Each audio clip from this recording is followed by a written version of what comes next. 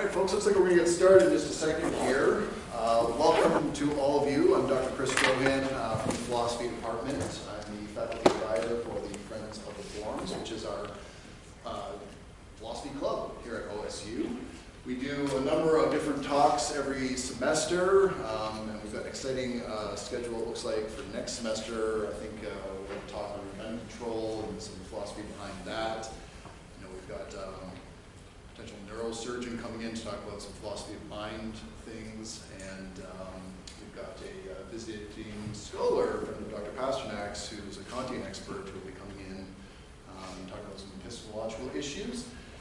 Tonight it is my distinct pleasure to welcome Frank Grove. Let me read the little blurb here. Frank was one of the two authors of State Question 788, which was passed in June of this year, and that was done with strong approval, about 57%. And that legalized the cultivation, use, and possession of marijuana for medicinal purposes across the state. Now, marijuana is still, of course, illegal at the federal level, but this has radically changed things for people suffering from various illnesses here in Oklahoma. Frank is also president of the Drug Policy Reform Network of Oklahoma. He's a software engineer, and he's an activist on other fronts. If you can please help me welcome Frank to our campus.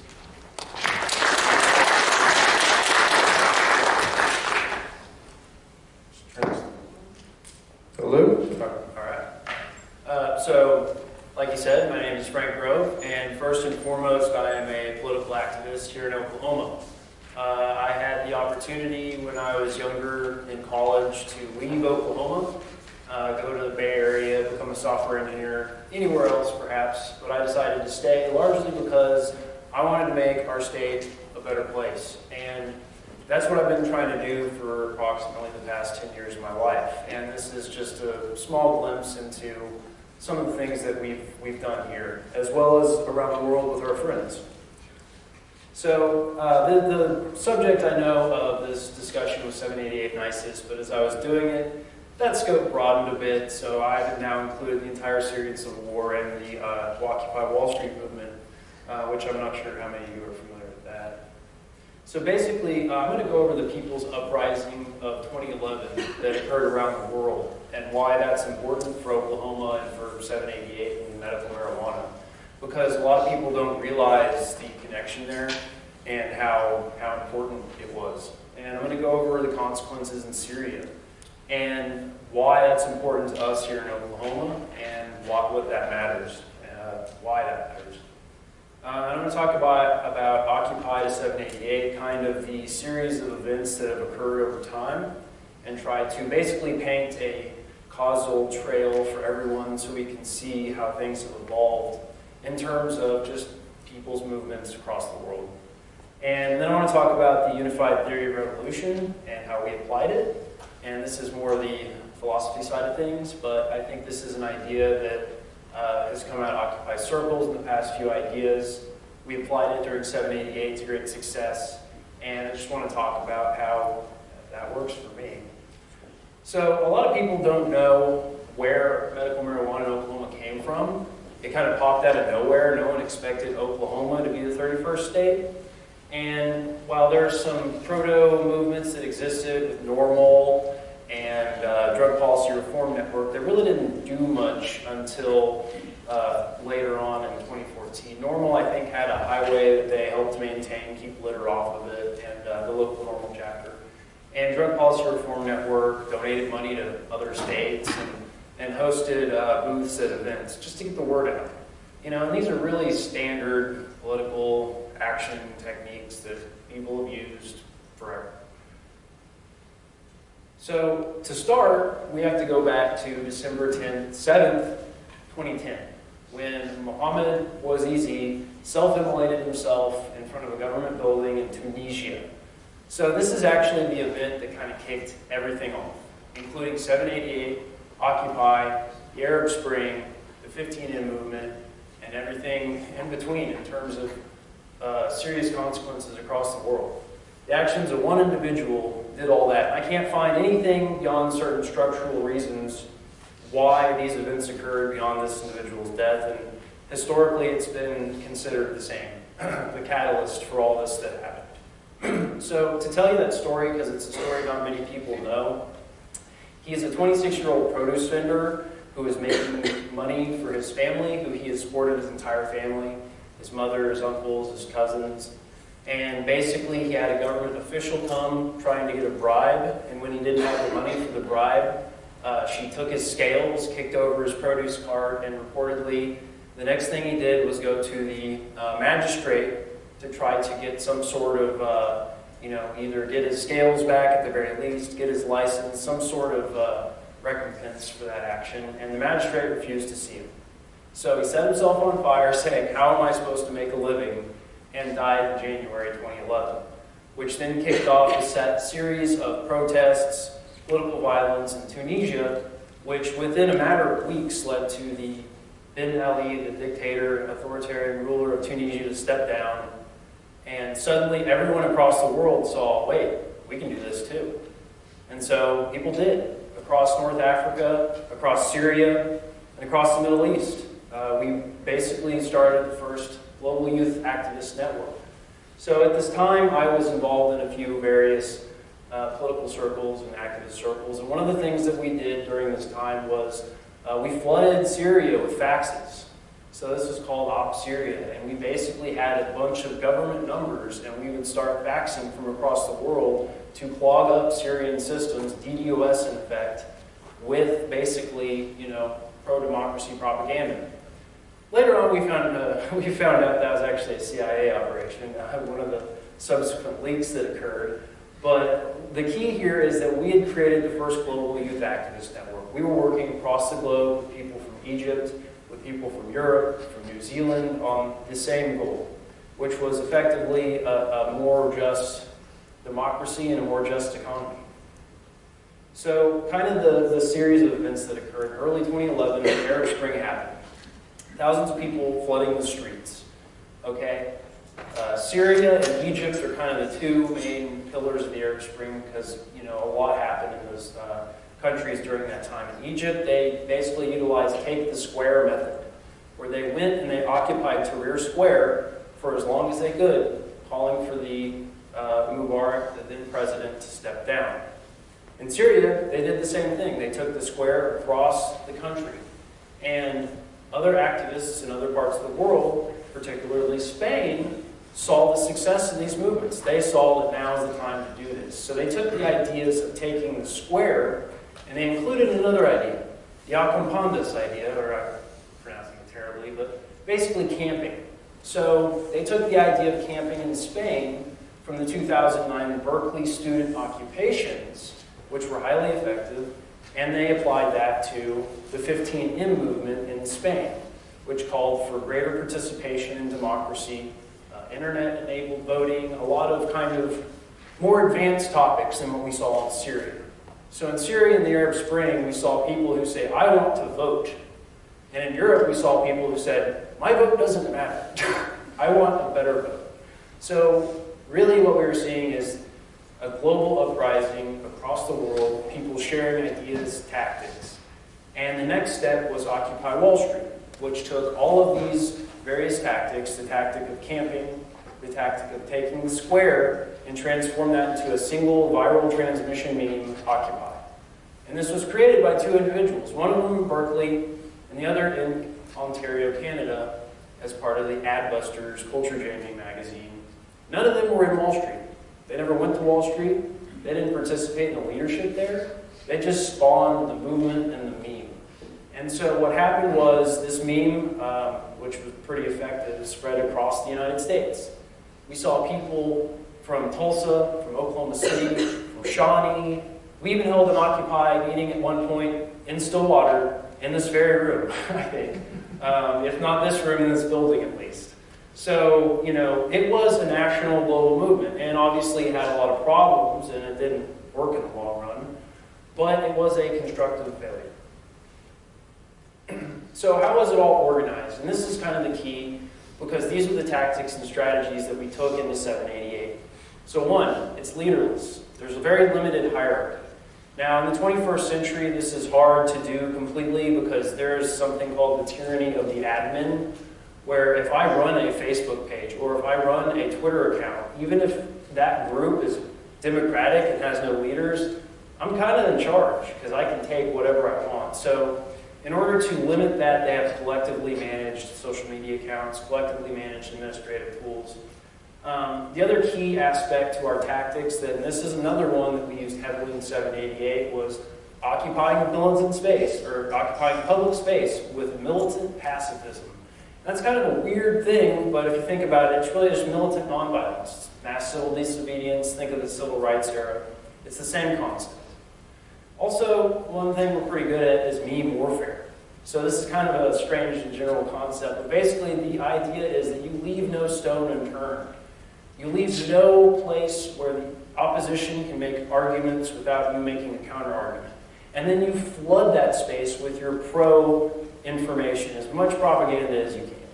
And this is what we did across social networks, across media campaigns, across the internet, trying to break into the mainstream media as much as we could.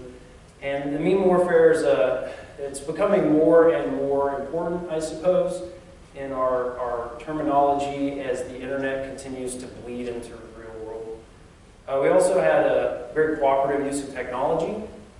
We were working with Egyptian activists on tech. I worked extensively with some folks in New Zealand on collective decision systems, which we were trying to build at the time to basically run everything over the internet. And so, we also used some technology from Spain and Germany. I mean, the key here is that we're cooperating on a global level for the first time. And what is the one demand? That was the big question for Occupy. And that was what the media kept asking, well, what do you want? And it's a really hard thing to answer because there's no one problem, there's no one answer here. Economic justice is a huge problem. Ecological protections was a big one. We held Occupy National Assembly where we used a pyramidal democracy method to basically identify what are the issues we care about. And it turns out the number one ranked issue was clean water. So taking away from that, in reality what Occupy was about ecological and human-friendly economic development in my mind. And of course, in Arab Spring and other places, it was about electoral reform. People that desire to have a democracy that don't have it.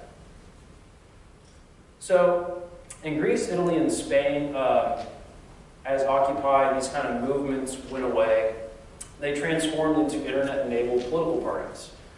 Syriza, the Five Star Movement, Italy, and Podemos in Spain are three examples of political parties that have seen momentous growth in the past couple of years. And they're using the same techniques that we used in Occupy, the same leaderless, limited hierarchy structures, but they did learn a few things. For instance, they don't let anyone join. You have to actually sign up to be a member. And that was one of the big problems in Occupy. Anybody could technically represent the group, which led the media to generally picking the people that wanted to show the bias they wanted to show. Fortunately, in the United States, things did not go so well. I spent a lot of time up at Occupy Wall Street and before I came back to Tulsa. And one of the things that was common was every day there was a rumor going around that the raid was coming tonight. And of course the raid never came, at least when I was there. But the mayors basically developed a technique to get rid of Occupy where they would basically put forward a deadline for all the occupiers to leave and then let that deadline pass, doing nothing. And then once everyone was completely exhausted from defending that point in time, they would show up randomly at a random time in the middle of the night and clean out the occupation. And that's what happened. The top's Occupy Denver, the lower left-hand side, that's New York City. That picture of John Jack right there is my friend from Tulsa who got sprayed in the face. I think Tulsa was one of the most egregious examples because they were literally just sitting in the park and they sprayed them with mace for no reason. And in the lower right-hand corner is actually the two women who were maced during a New York City march, and that's what kicked off Occupy as far as its national media campaign, or at least the mainstream media talking about it. It wasn't until violence occurred that they really didn't mention Occupy. So unfortunately, the people's uprisings in Syria devolved into a civil war.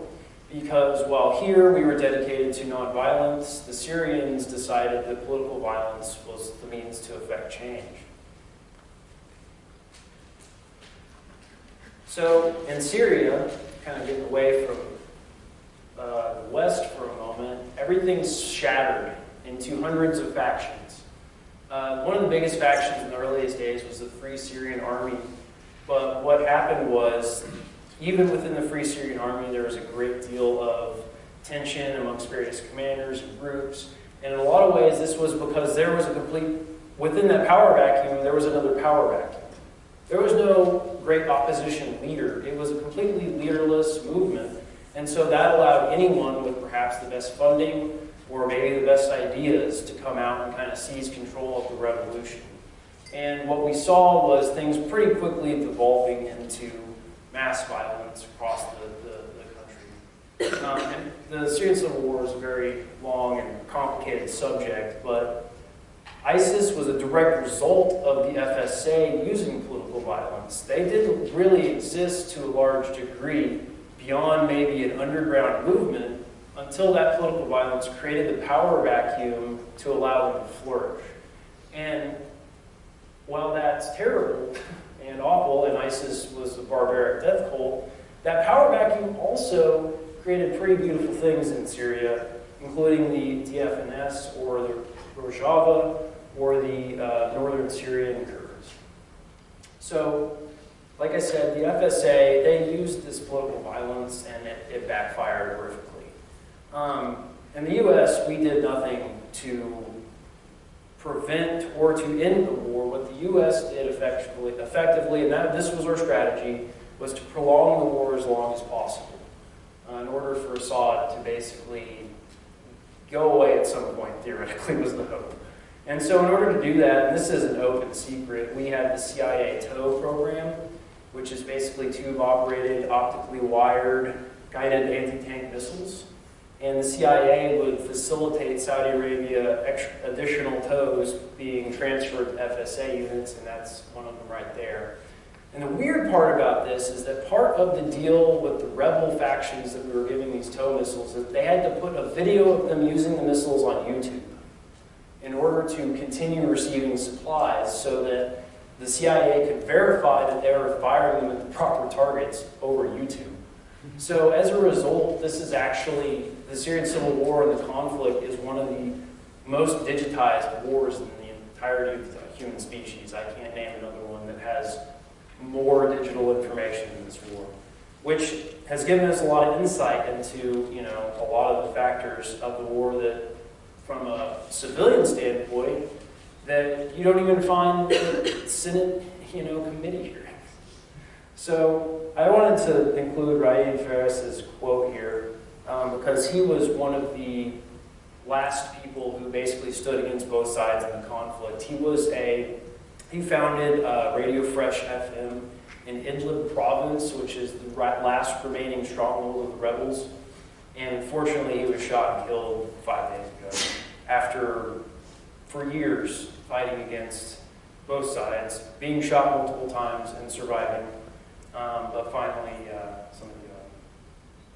So one of the things that ISIS did really effectively and really close to what we were doing here, which was disturbing at the time back in 2014 and 2015 as we were doing it, is they used deep canvassing on the internet and in terms of the meme warfare where they flooded all of the communities that they could online. They were basically recruiting people using emotional tactic called deep canvassing by contacting them, Westerners in France, the UK, Belgium, Uyghurs in China, other individuals in Central Asia, basically trying to pull them into come to Syria. Now this was totally different than all the other political Islamist factions in Syria. They were just recruiting locals. But they actually spread their message across the world. They started taking, basically claiming terrorist attacks that they had nothing to do with. And they had the slickest media of all the other campaigns.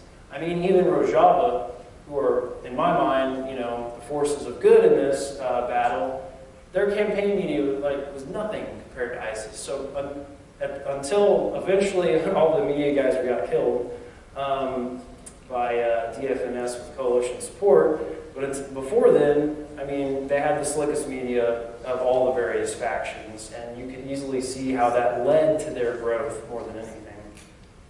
So I don't know how many people are aware of Rojava, because it's really not something that's talked about in the mainstream media, or even when generals present to the Senate committee, they don't talk about it much either there. But basically, in 2014, Obama allied us with the Rojava, which is now the Democratic Federation in northern Syria. And this was basically when ISIS was on the doorsteps of Kobani, their capital. There was only 30% of the city remaining, and they were losing. And people were going online and literally begging Obama to send supplies, anything.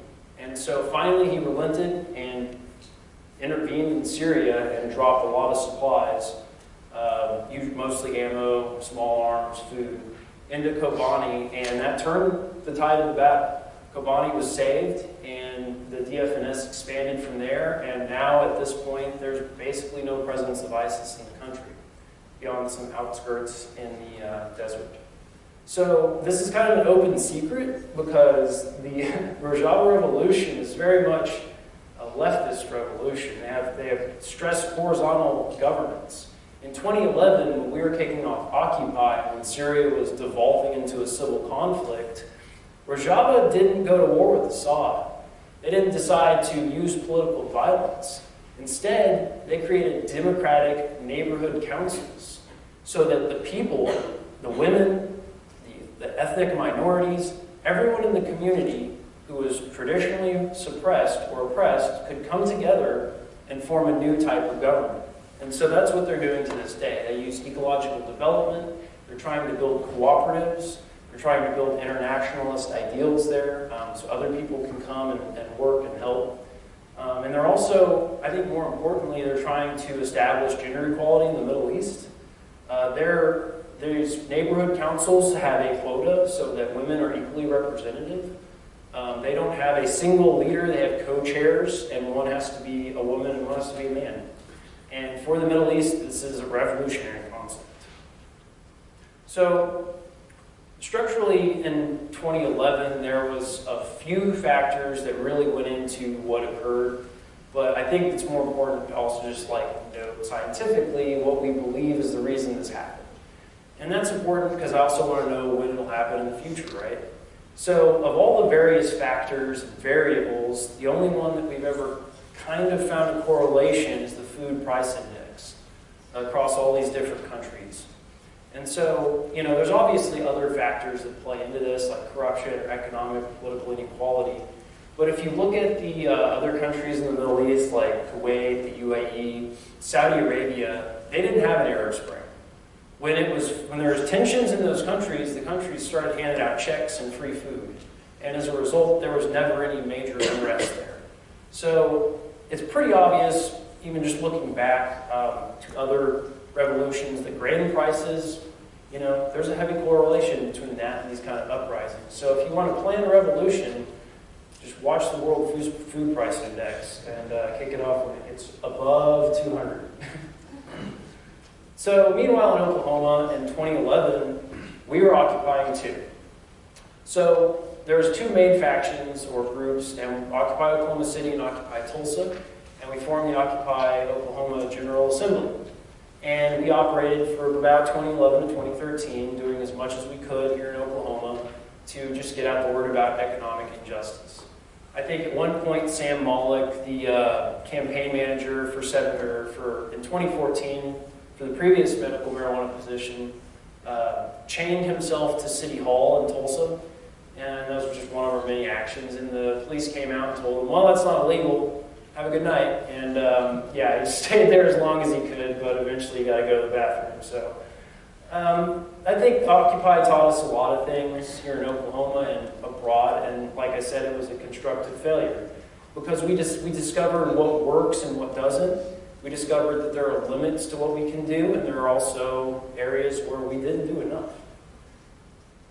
So after Occupy collapsed, or after the eviction of the encampments, it shattered into thousands of movements.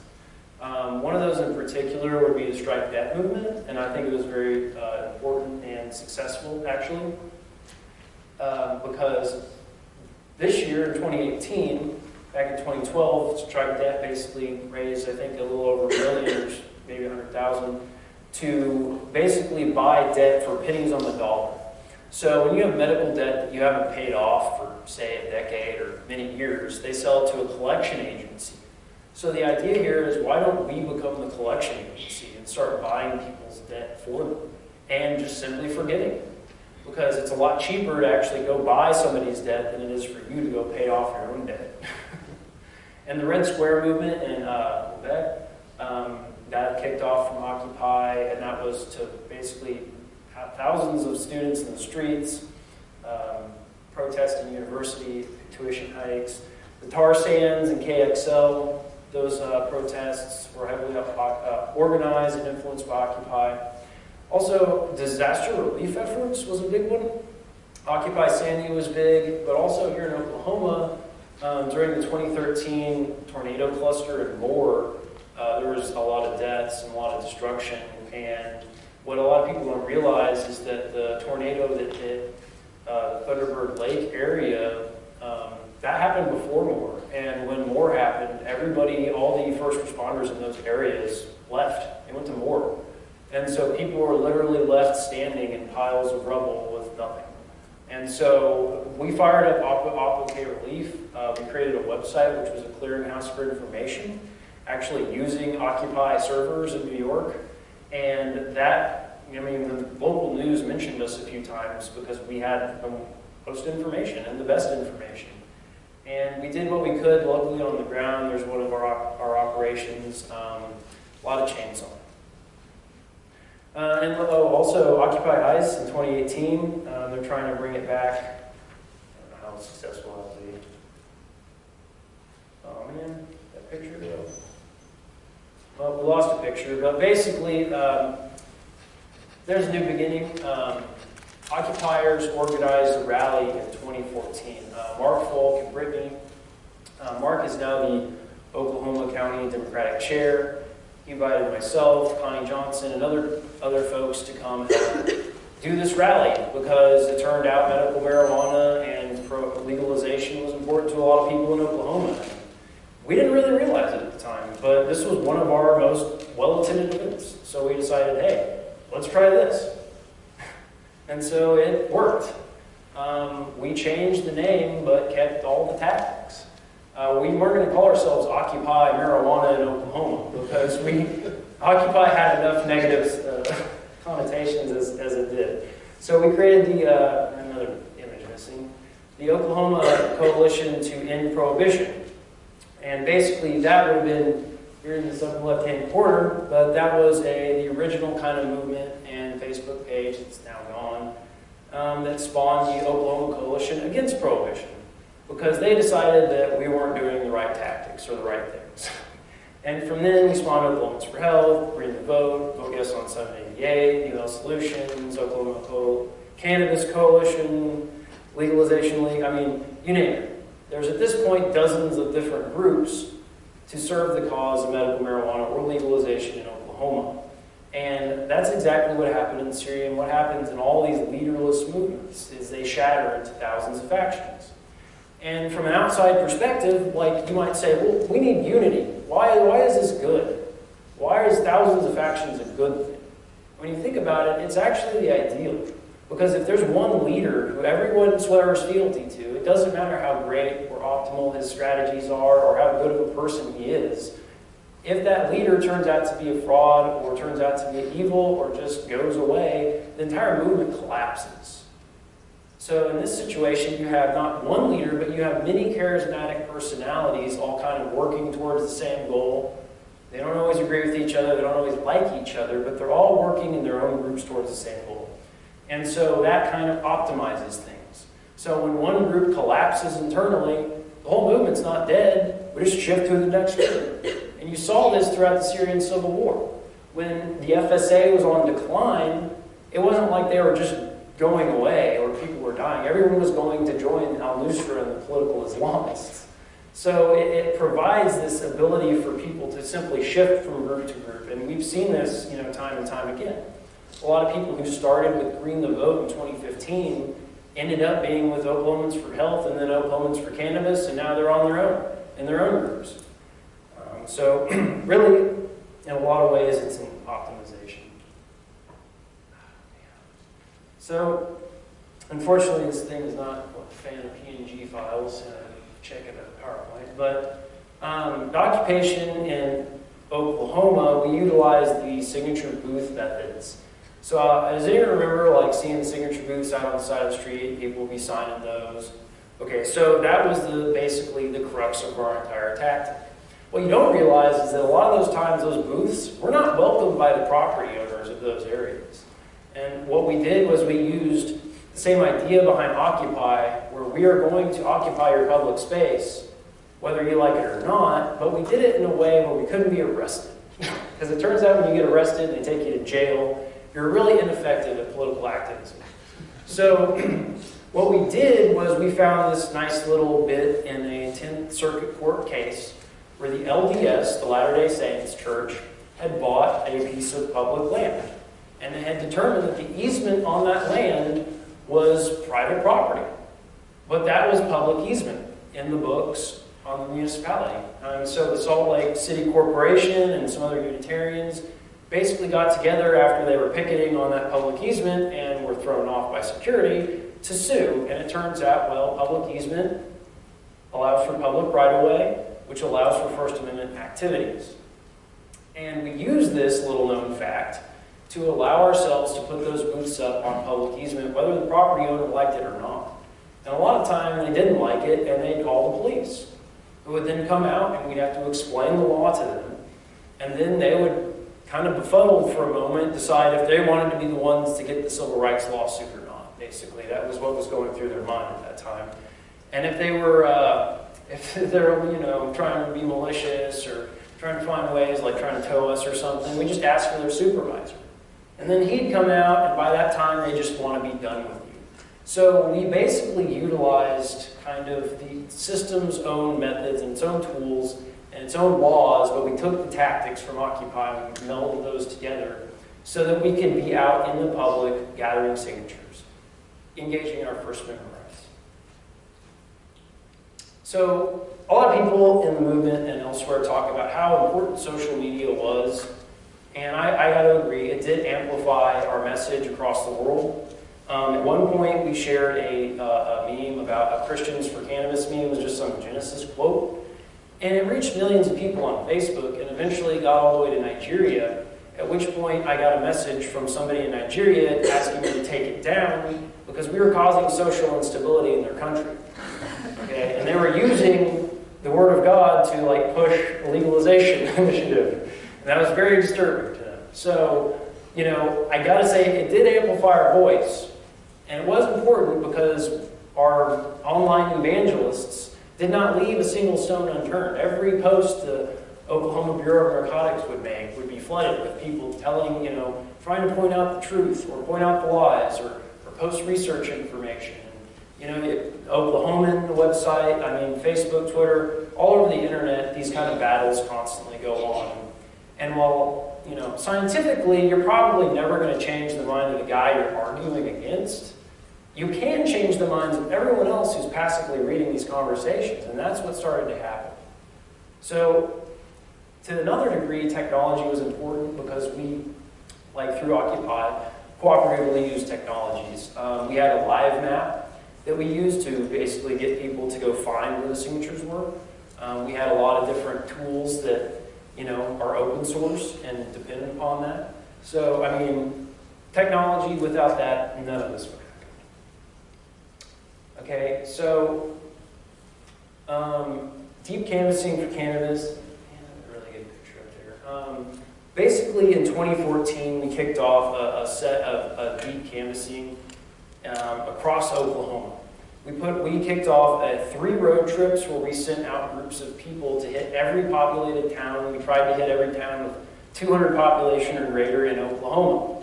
And then we identified basically the best, most visible area in town would set up these tents with a little help from locals sometimes. And so these tents, we would invite everyone out in the community to come sign on that day, but we wouldn't just tell them to sign. We would tell them, hey, you're a volunteer now too. You need to go into your community and you need to talk about this, because the first thing we're going to do if we're going to solve this problem is talk about it, break the taboo. And so that's what we did. And we didn't even know what we were doing at the time, but since then I've read some research, and this particular study is actually about transphobia and how effective deep canvassing was for changing people's mind about trans individuals. And, you know, reading that research now, it all just makes sense, because that's what we were asking people to do without even noticing it. So anyways, we won. Despite being outspent 10-1, nothing could crack through years and years of deep canvassing across this country. Nothing could crack through our ability to constantly fight this battle online. And really, I mean, this is the same kind of thing we've seen across the U.S. From what I hear, occupiers are pretty important in a lot of the legalization movements out in the West. And so, you know, it's really, I mean, beyond the fact it's just an issue whose time has come. I think that what we did helped kind of break that taboo. Okay, so kind of breaking down like what I've been talking about to some degree.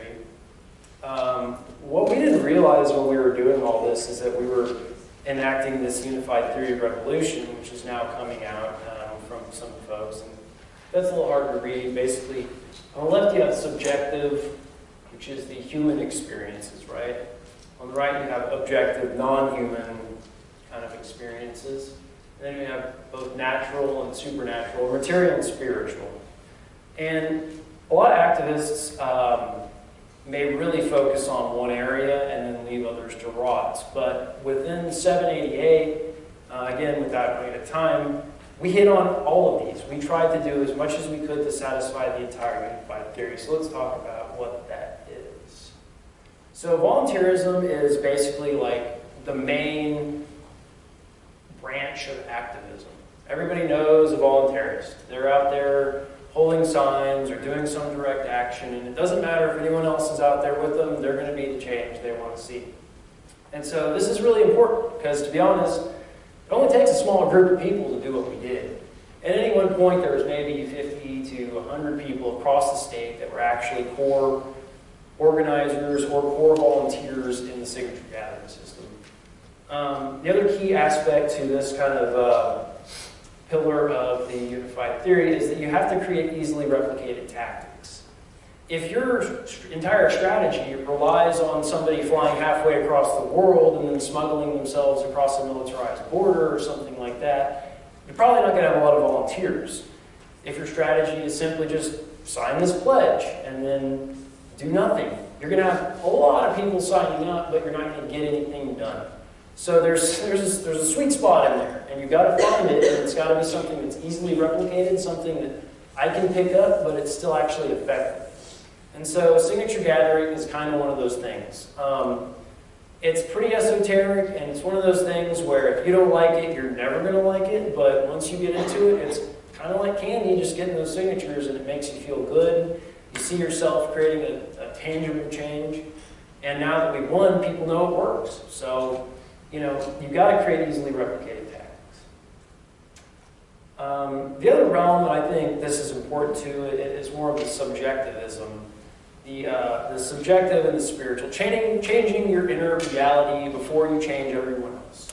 And the idea behind people in this domain is basically if we all changed our mood, changed our mind, and had a completely different life perspective, overnight the entire world would have an epiphany and change. And while to a degree that's true, and these things have happened before, you know, there's probably more to it than that, and that's why the theory is unified. But these folks believe that social networks are vectors of emotional contagion, and I mean, this is the key. When you're on the social networks, if you're trying to make highly scientific, material-based arguments, you're not going to do a great job. There's a subset of people that will listen to that and pay a lot of attention to that, but social networks are built for emotion. They're built to send people and persuade people through emotion, and that is the most effective way. So theurgism is another one that I think is probably the most esoteric branch of activism. And this is actually, the idea of theology. Bringing theology into it, bringing the supernatural into the revolution and the divine nature. Now, whether you're an atheist, an agnostic, or a believer, this is important. It doesn't matter whether or not you believe it, because what matters is that you have the arguments based in others' theology, in others' beliefs. And in 788, that was just as important. I grew up in the Catholic school system, so I can make these arguments, but I'm an agnostic in reality.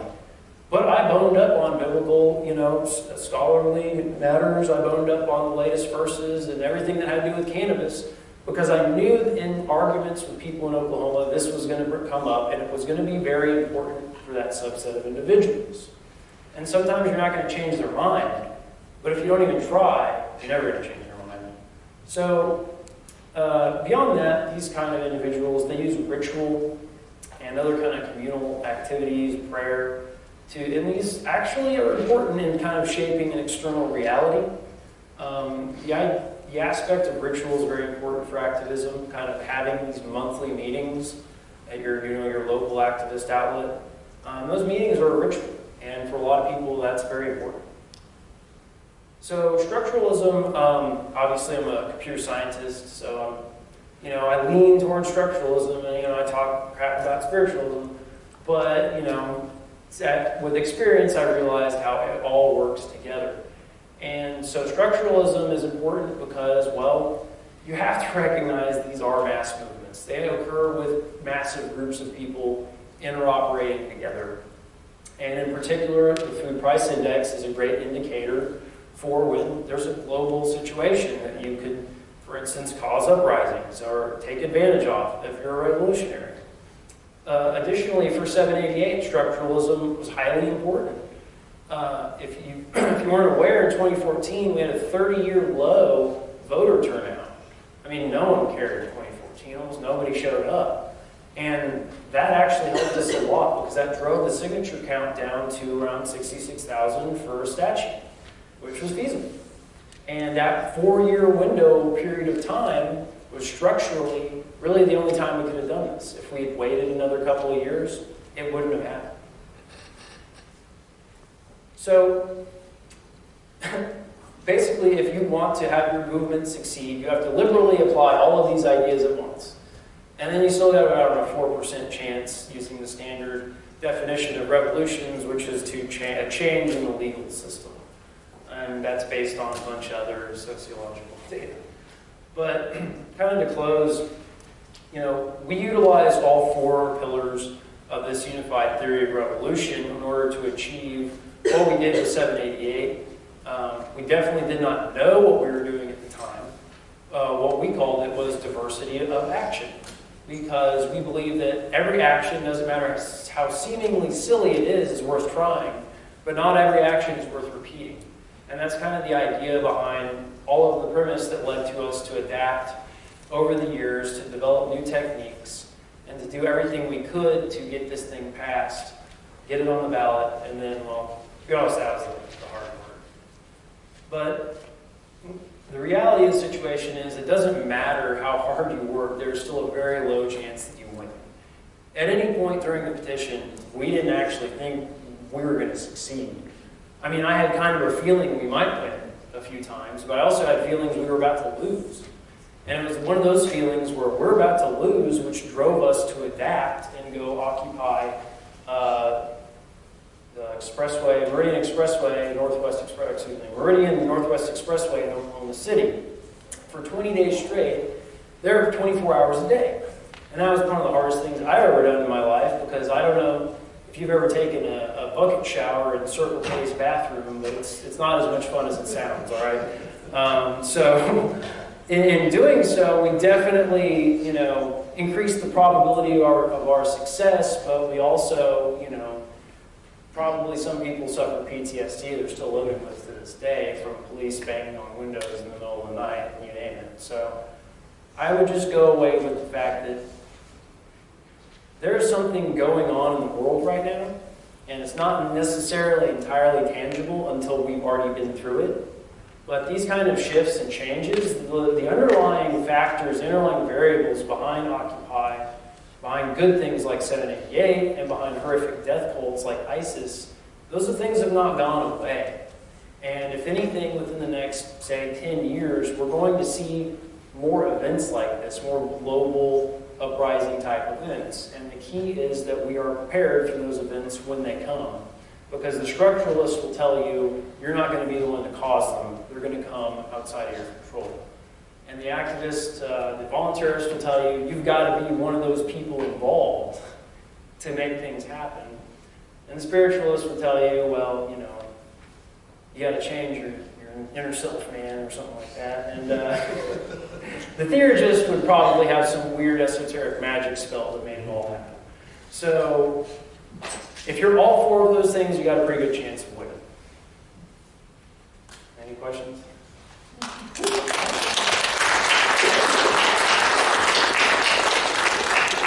So normally we open things up to the audience for some question and answer.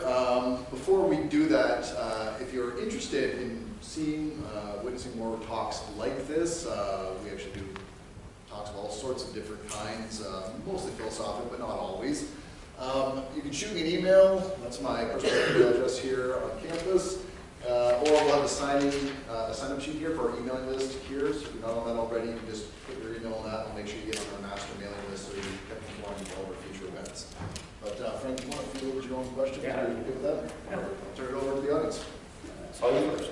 So, one of the big, like, I guess snarky claims that a lot of people like to put at activists is like, oh, they obviously don't have any jobs or anything when they're out and doing that. And obviously, you do have a huge time commitment, spending like 20 days on the interstate or something like that. Yeah, I definitely did not have a job at the time.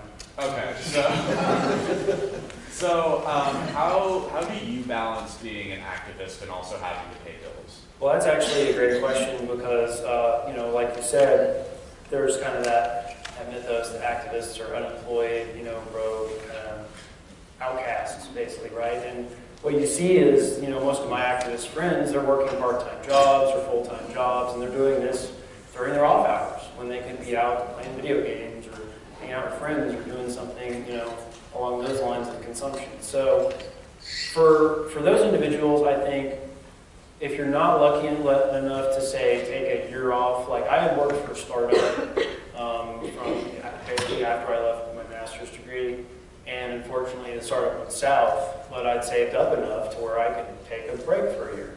And so that basically gave me to take another job instead, which was volunteering, right? So in a way, at that point, it is a job. And that's what people should kind of see it as. It's not just this hobby. This should be a job for people. It should be your second job. And for people that have to work, just don't burn yourself out. Like, you know, you don't have to be and do everything. Just make sure that, like, your mental health, your physical health is also satisfied. What procedures do you have to take to have this question on the ballot?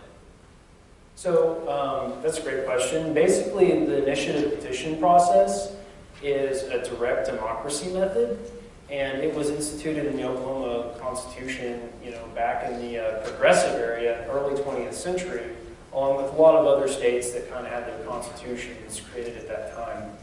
So basically, what you have to do is you take a document, a law that's been crafted by the people, you submit it to the Secretary of State, and then they basically certify that you've done, you know, crossed all your various boxes that you need to cross and done everything correctly. And then they give you a receipt, and they set a deadline, and from that deadline, you have 90 days to gather X number of signatures.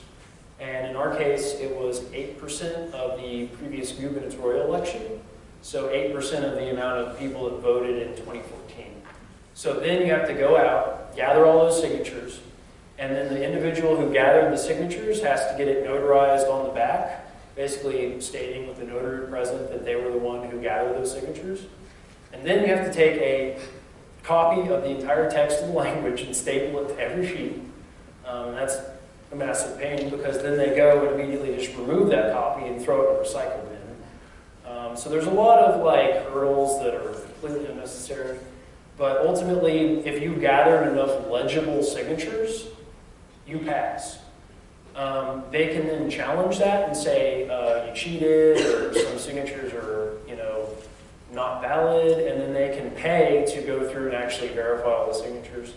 And luckily, that didn't happen for 788. No one paid to verify the signatures because we only had a few thousand over the threshold. You were talking about the success of unified movements that aren't based off of one leader's leadership. Would you say that that applies only to higher caliber political movements, or say within the context of a college, when you're trying to elicit change in some way? Would you say that that's effective within something of this scale?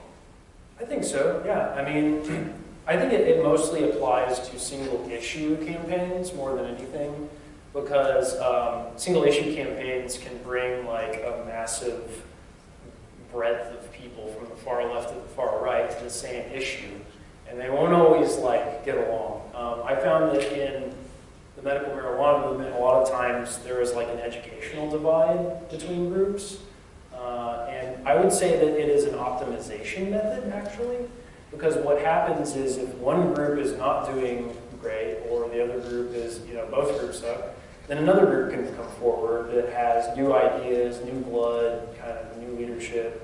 I think leaderless doesn't mean there are no leaders, it just means there is no leader. There are leaders, there's just no leader, So if you're trying to sponsor something here on campus and there's a opposing group, I would say, kind of compete with them, but definitely when it comes down to it, like, you gotta work together too. What do you think went wrong with the Occupy Wall Street movement? And in hindsight, what would you do different? I wouldn't say anything necessarily went wrong. Obviously it failed. I think it was set up to fail in a lot of ways. I would call it a constructive failure because we learned all of these things from it that we wouldn't have known otherwise. We would never have applied that technique here in Oklahoma if we hadn't seen people using it to great, degree around the world. I think one of the things Occupy failed is that it actually used this actually helped spread it, but also was kind of a death knell for it, that the tactic was the name. So when you part Occupy, you would go Occupy. And beyond that, it really wasn't clear what we were supposed to do. So that kind of forced you to just innovate, and that's what caused it to just shatter, because then everybody's coming into it from their own perspective. You have like the anarchist faction, you have the environmentalist faction, you have like the Ron Paul libertarian faction, you have your neoliberal faction. I mean, you had all these different factions with all their own like special interests, but all we really had in common was the tactic.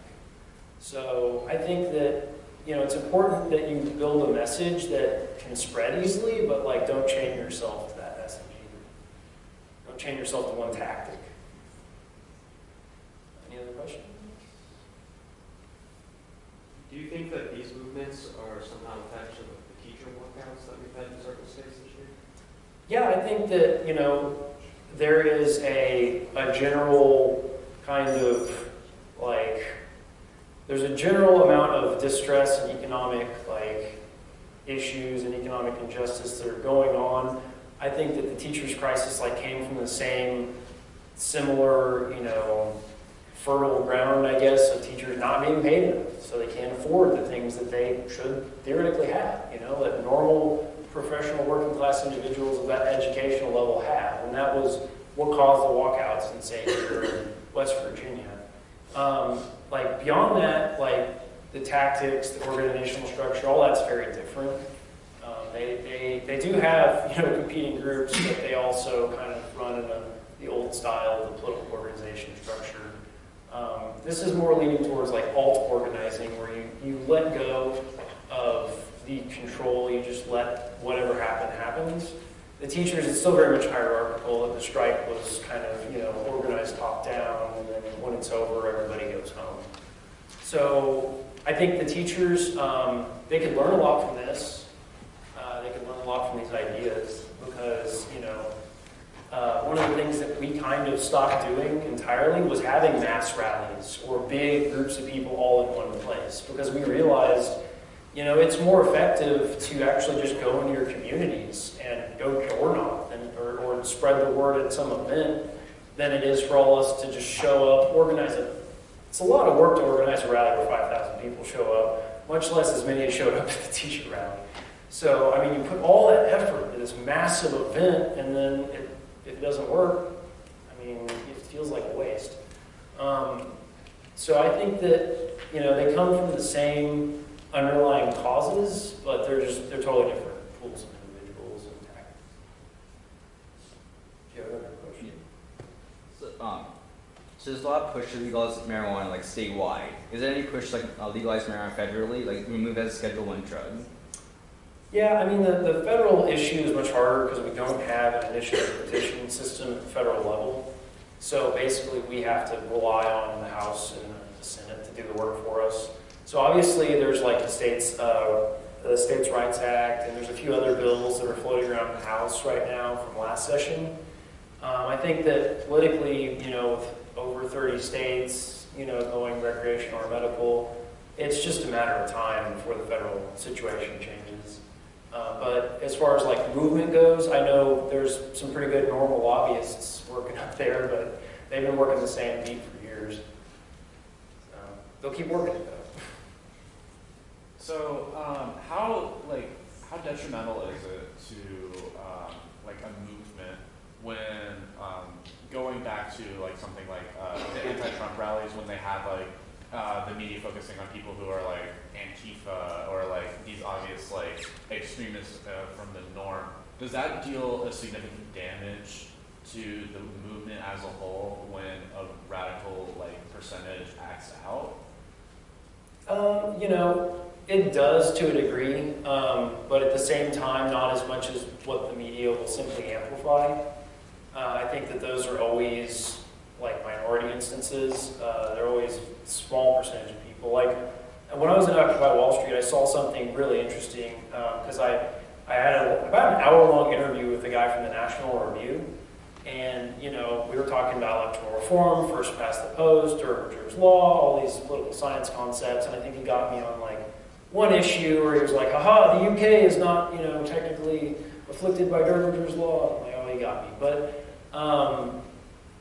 None of that article or that interview never saw the light of day, but the National Review photographer, like literally 20 minutes later, was like in the face of a schizophrenic, mentally ill, homeless New York City individual, like taking pictures, and this guy is visibly uncomfortable, asking him to go away, until the guy snapped and punched him in the face. And of course, there's a full-page picture of the photographer, you know, bleeding out of his nose. So obviously, yeah, you engage in violence, or you know, you have the Antifa super soldiers come and burn flags or something. It's not going to help your movement. So is there any way to like mitigate that then? Is there like, I mean, people are going to be people, obviously, but if I find out, I'll let you know. This is still a problem. And it's not just, you know, people that you think are on your side. It's also, a lot of the time, it's, you know, law enforcement or other people on the other side trying to provoke. I mean, agent provocateurs are pretty common. There was the NATO 3, during the 2012, like, no NATO demonstrations, FBI agents basically tricked 3 of the not the sharpest tools in the shed amongst the anarchists there. And at first they were going to spray paint a billboard, and then they got egged on to like ramping that up to blowing up a bridge.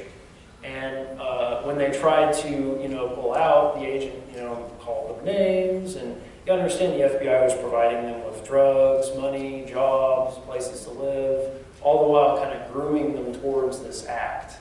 So, like, it happens. I mean, that's all documented. They're still in prison. And they made a terrible mistake, but they were groomed to do that. So, you know, this is a big problem. And me and Lawrence were talking earlier about like a guy in Tulsa named Paul Tay, who will continually disrupt activist groups. And he's probably going to hate me for saying this, but like, and harass me for like a month. But that's what he does. He like goes out and basically disrupts groups, and he'll like take the mic and just start rambling, and we don't have a strategy for him except for just like non-violently ignoring him. So, you know, I would say if somebody's coming to your movement to actually engage in violence, then you have the right to shut that down.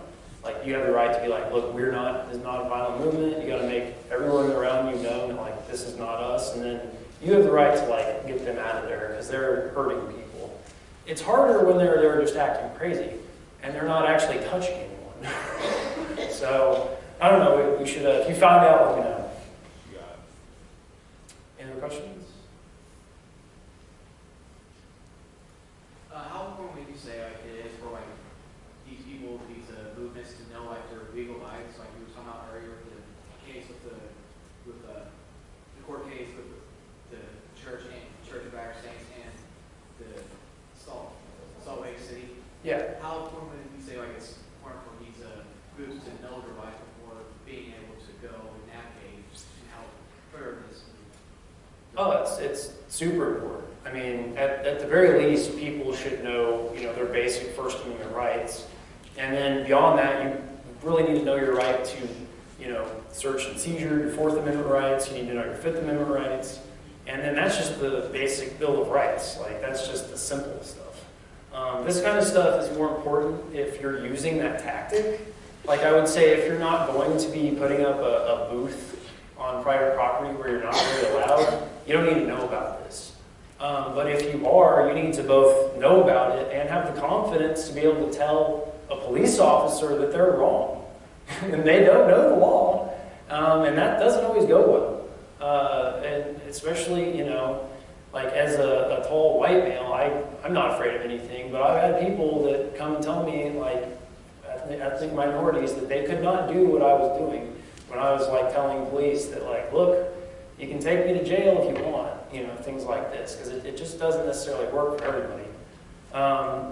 Further, you know, it is kind of scary situation to deal with, because people are used to the police always A, being right, or B, just doing what they say. And when a police tells you to do something that they're not legally authorized to do so, and they're trying to violate your rights, you have every right to stand up for that. And I think that most importantly, out of all the things to know about your rights, you need to know that you can tell a police officer to get their supervisor. And I mean, we had a situation where Anthony was one of our great volunteers. He camped out at Occupation with us. He also got arrested by VA police at one point. I mean, when they went to court, it just got thrown out immediately. ACLU showed up, and they're just like, okay, throwing this out. That was it. But what he figured out was basically that, you know, you have to be firm with the police, but you also have to understand that, like, them detaining you is not the end of it either. Okay, so if they have violated your rights and they're taking you, you just non-violently go with them. It's not that big of a deal. We have another interesting story in Kansas, in Wichita. There was a march happening against, that was part of the tar sands. And basically we were kind of lagging behind the end of the march. And I'm not sure exactly. I think I said private property my ass to one of the sheriffs or deputy sheriffs that was telling us we couldn't be on the sidewalk of the convention center. And he said, it's private property. And I'm like, private property my ass, as I'm just like walking away. And so he told the other officer to come arrest me for, I think it was blasphemy or some like ancient Kansas law. And so he said, go arrest the guy in the orange jacket. And unfortunately, there was another guy in an orange jacket standing next to me who happened to be the National Lawyers Guild observer. And so they decided to detain that guy. And so they said, all right, you're under arrest, sir. Just like, all right, let's go. I'm ready. So, you know, when somebody's that willing to go to jail, you know as a police officer, this is not right. You know, something's wrong here. So, yeah, I think that, you know, short-circuiting what police, like, what they usually encounter, like, they're used to you being a jerk to them. Or, you know, and then refusing them. But if you're very polite and you refuse them, they don't know what to do. Because you're so politely refusing them. Like, you're being so kind and explaining the law to them. Like, what are they? And they just leave. So, I think that's the key, man. Just, like you said, know your rights. Know you can call for their supervisor. Be polite, but never give up your rights. Is any other questions? What are you gonna, are you like, gonna do something next, or is this over, done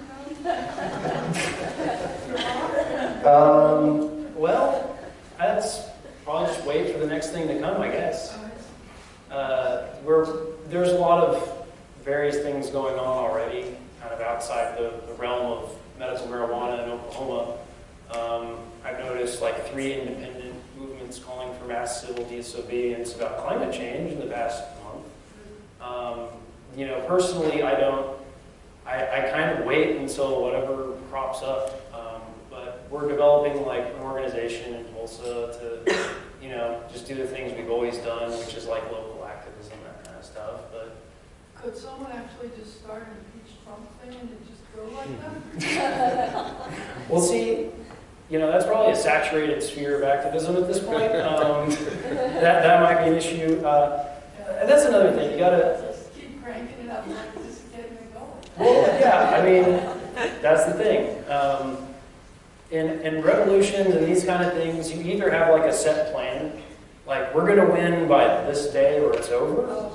Like, usually it's like 28 days. Like you can't expect when you're camped out on the side of the road next to a highway on like public land that's managed by the water, board, you're not gonna last, months. You're gonna be gone in about a month. You know that. Just because it becomes too hard to beat it. So, like, if we wanted to go occupy to get rid of Trump, we'd have to be ready to get rid of him in a month, And the other, so if you think it's going to take longer than a month, and you want to, like, fundamentally change something, I would expect it to take, like, 100 years. So, like, a centuries-long change, like creating a long-scale organization, the long now, I guess. For Trump, I don't know, I would say just wait 2 years. It's easier. Any other questions? No? One more back there. Yeah. What was one of the biblical references that you used to kind of connect believers to what you were supporting? The biblical references? No, the Bible. So there was Genesis 9:1 maybe. Basically, all seed-bearing fruit, was bequeathed in Genesis. So that was an important one. There's also like the cannibalism.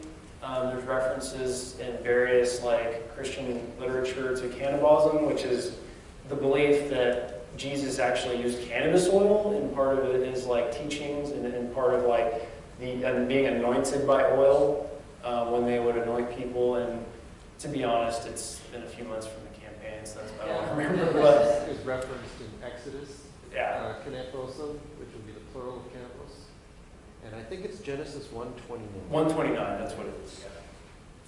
So there's really just a couple of key scriptures that we reference because you can get into some pretty esoteric theological arguments, but it's easier just to kind of stay within the basics of it's a seed-bearing fruit, kind of done, But I do know that there's a lot more than that, that kind of references cannabis in the Bible. I've met people who had Bibles literally filled with sticky notes, what they thought were cannabis references. So there's a lot of that. Yep. Where did you get the funding for the 78 like activism?